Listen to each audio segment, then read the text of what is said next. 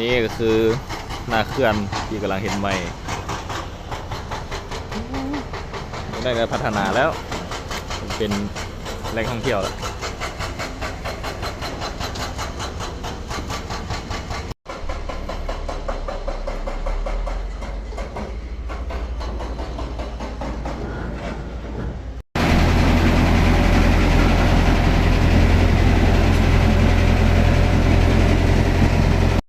นอน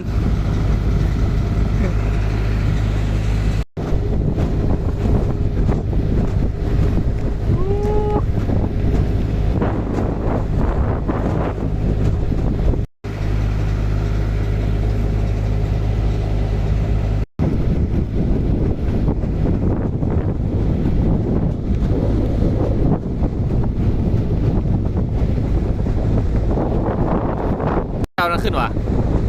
โอโตประมาณนี้แหละไม่ได้เอาโดนขึ้นวะเอาโดนขึ้นวะเอาเดี๋ยวก่อนโดนเรานะโดน แล้วก็โดน บินน้ำวะ อ๋อไม่ได้ จะตกน้ำวะ